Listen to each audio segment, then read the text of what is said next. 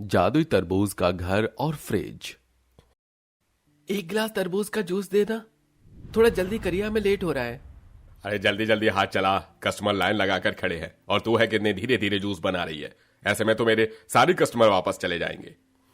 अपने मालिक मगरू की बात सुन निहारिका मन ही मन काफी उदास हो जाती है, जिसके बाद निहारिका जल्दी जल्दी तरबूज का जूस बनाती है और कस्टमर को देती है। मालिक, आज की तनख्वाह? काम तो ढंग से होता नहीं है, लेकिन तनख्वाह लेने बिल्कुल टाइम से पहुंच जाती है। ये रख आज के तेरे 100 रुपए, बाकी के पैसे मैंने काट लिए हैं।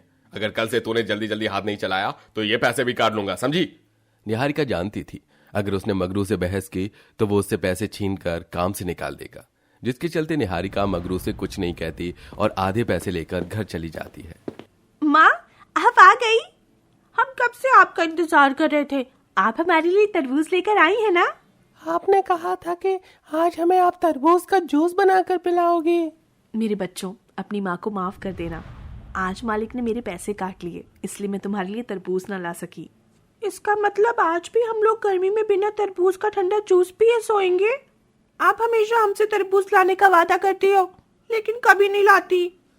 इतना कहकर पिंकी और बबलू वहां से गुस्से में चले जाते हैं। अपने बच्चों के लिए तरबूज न लाने के गम में निहारिका की आंखों में आंसू आने लगते हैं।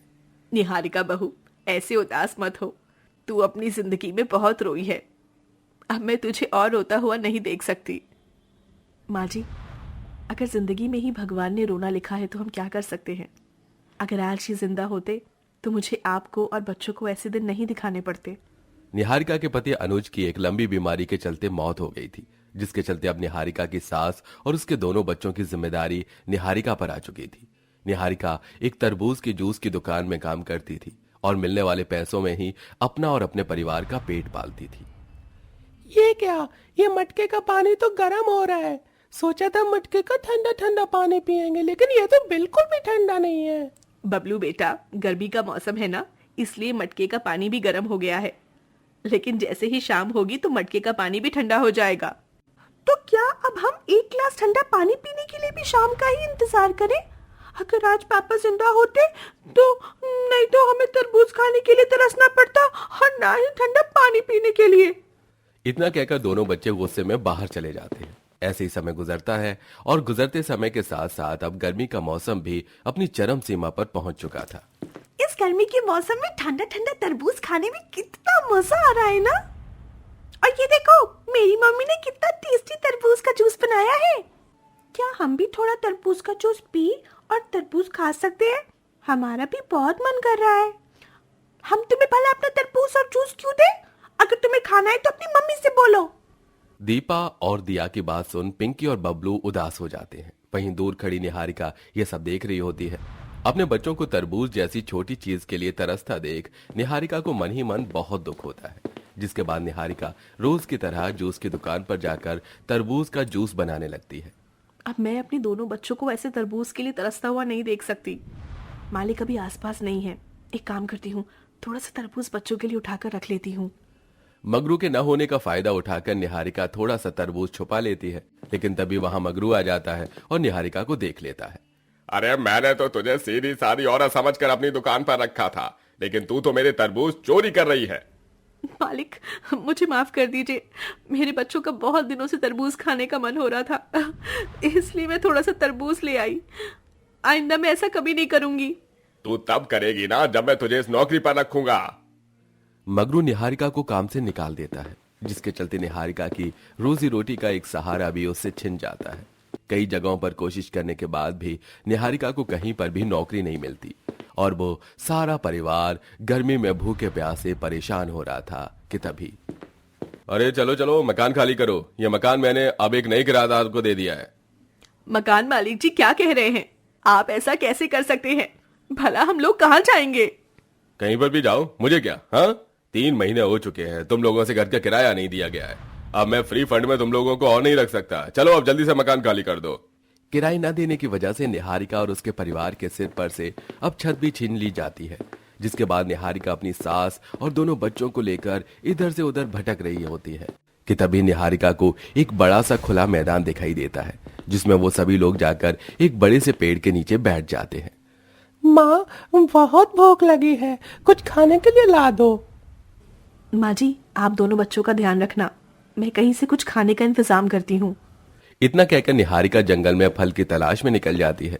निहारिका थोड़ी दूर चलती ही है कि तभी उसे जमीन पर एक तरबूज पड़ा दिखाई देता है, जिसे देख निहारिका उसके पास जाती है। अरे वाह, तरबूज!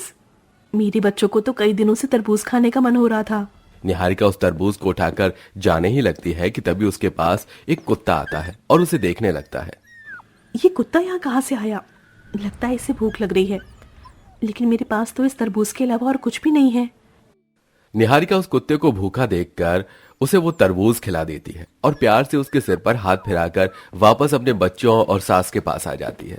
जिसके बाद वो सभी लोग रात भर भूखे प्यासे उस पेड़ के नीचे ही सोते हैं और सुबह होते ही, माँ, अब तो भूख बिल्कुल बर्दाश्त नहीं हो रही है। अगर कुछ खाने को नहीं मिला तो मैं उल्टी कर दूंगा। अपने बच्चों की ऐसी हालत देख निहारिका काम ढूंढने की तलाश में निकल जाती है। निहारिका को एक मजदूरी का काम मिलता है। निहारिका अपने बच्चों के लिए पीठ पर भारी भारी बोरे ढोती है, जिसके उसे 50 रुपए मिलते हैं और वो 50 रुपए थोड़ा आटा और दाल लाकर उसे पेड़ के नीचे ही बनाने लगती है और सभी को देती है। लेकिन निहारिका जैसे ही खुद रोटी का पहला निवाला खाने वाली होती है कि तभी वहां पर फिर से वही कुत्ता आ जाता है। ये क्या? ये कुत्ता यहाँ फिर से आ गया? लगता है इसे भूख लग रही है। एक काम करती हूँ, एक काम करो, तुम मेरे हिस्से की रोटी खा लो। तूने खुद 2 दिनों से कुछ नहीं खाया है और तू अपने हिस्से की रोटी इस कुत्ते को दे रही है। हम तो इंसान हैं, भूख लगने पर हम बोल सकते हैं, लेकिन ये बेजुबान जानवर कैसे बोलेगा? अगर मेरे भूखे रहने से किसी बेजुबान जानवर का पेट भरता है तो मुझे बहुत खुशी होगी। निहारिका अपने हिस्से की रोटी उस कुत्ते को खिला देती है। तभी अचानक उस कुत्ते में से एक सुनहरी रोशनी निकलती है और देखते ही देखते वो कुत्ता एक सुंदर सी परी के रूप में बदल जाता है, जिसे देख वो सभी काफी हैरान होते हैं। निहारिका, तुम बहुत अच्छी इंसान हो। तुमने 2 बार भूखा रहकर मुझे अपने हिस्से का खाना दिया, इसलिए मैं तुम्हें इसके बदले में कुछ देना चाहता हूँ। इतना कहते ही वो परी अपनी जादुई छड़ी से एक बड़े से तरबूज का घर बनाकर तैयार कर देती है और साथ ही साथ अपनी जादुई छड़ी से एक बड़ा सा तरबूज से भरा हुआ पेड़ देती है। ये तरबूज का बना हुआ घर और ये पेड़ जादुई है। ये तुम्हारी हमेशा मदद करेंगे। इससे तुम अपनी और अपने पूरे परिवार की जिंदगी बदल सकती हो। इतना कहकर वो परी गायब हो जाती है। जिसके बाद अब सभी लोग जैसे ही उस तरबूज के बने हुए घर के अंदर जाते हैं, माँ, इसके अंदर में से तो बिल्कुल तरबूज की खुशबू आ रही है और ये घर कितना ठंडा है। हाँ बहू, ये घर तो काफी ज्यादा ठंडा है। ऐसा लग रहा है कि इस घर के अंदर ना जाने कितने सारे एसी लगे हुए हैं। सभी लोग उस तरबूज के बने हुए घर के अंदर जाकर काफी ज्यादा खुश होते हैं। जिसके बाद अब निहारिका उस जादुई तरबूज के पेड़ से ढेर सारे तरबूज तोड़ती है। जिसके बाद अब सारा परिवार मिलकर तरबूज खाता है। माँ, अगर इस तरबूज के साथ तरबूज का ठंडा ठंडा जूस होता तो कितना अच्छा लगता है ना। बबलू अपने हाथ में तरबूज का टुकड़ा लेकर ये बोल रहा होता है और बबलू के इतना बोलते ही उस तरबूज के टुकड़े में से सुनहरी रोशनी होती है और वो तरबूज का टुकड़ा जूस के गिलास में बदल जाता है। जिसे देख निहारिका कहती है, इसका मतलब अगर हम इस तरबूज को हाथ में पकड़कर इससे कुछ भी मांगेंगे तो हमें मिल जाएगा। माँ, तो हम तो इसमें से फ्रिज भी ले सकते हैं ना? बहुत गर्मी है, गर्मी के मौसम में ठंडा ठंडा पानी पीने का मन करता है। निहारिका जैसे ही तरबूज लेकर फ्रिज का नाम लेती है तो वो तरबूज का टुकड़ा एक फ्रिज में बदल जाता है। जिसे देख वो लोग बहुत खुश होते हैं। बहू, आखिरकार भगवान ने हमारी सुन ली और सब कुछ ठीक हो गया। अब हमारे पास रहने के लिए ये तरबूज का घर और ठंडा पानी पीने के लिए तरबूज का फ्रिज है। अब निहारिका उन जादुई तरबूज से तरबूज का जूस बनाती है और उसे बेचने के लिए निकल जाती है। अरे यह जूस तो काफी अच्छा है, रिफ्रेश है और कितना टेस्टी है। अरे इतना अच्छा तरबूज का जूस तो मैंने आज से पहले कभी नहीं पिया। निहारिका उन जादुई तरबूज के बने हुए जूस को बेचकर अब अपनी रोजी का सहारा ढूंढ लेती है और ऐसे ही अब उनकी जिंदगी हंसी खुशी गुजरती है। गरीब लोगों की भी जादुई तरबूज देकर मदद करती है।